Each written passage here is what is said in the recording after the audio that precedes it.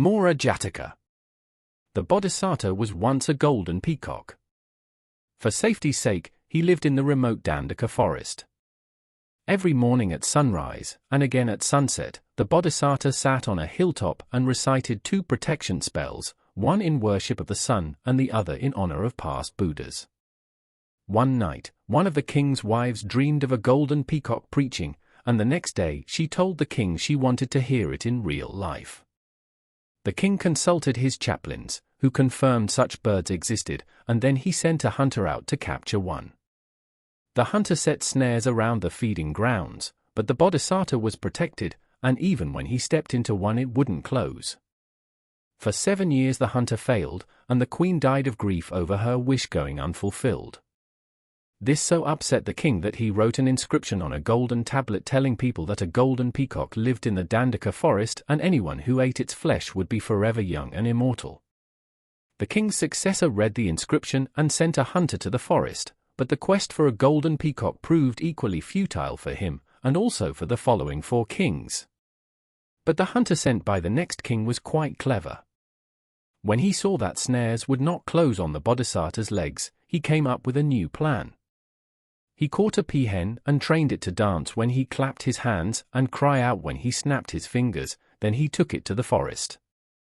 First thing in the morning, before the Bodhisattva chanted his spells, the hunter snapped his fingers.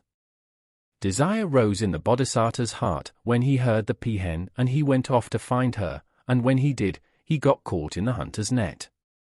The hunter brought the golden peacock to the delighted king, who sat down to talk with the Bodhisattva before killing him. The Bodhisattva learned why he had been captured, and that he was about to die, but he told the king his special golden color was not an enchantment and eating him would not give immortality since he himself was not immortal. He explained that he had once been the king of this same realm, and after living in heaven he was reborn on earth as a peacock due to some sin. But he got a gorgeous golden hue because when he had worn the crown, he faithfully kept the 5 precepts and made his subjects do the same. The king was astounded and wanted proof, so the Bodhisattva said his jewel chariot lay buried in the royal lake. The king had the lake drained and found the carriage, just as the Bodhisattva had said he would. The king, now knowing the truth, sat to listen to a sermon from the Bodhisattva, and from then on his heart was filled with peace and he kept the precepts. The king even offered his kingdom to the Bodhisattva, but he refused and flew back to his forest home. In the lifetime of the Buddha, one of the Buddha's disciples began lusting for a woman he saw wearing beautiful clothes, and he could no longer focus on studying Dharma.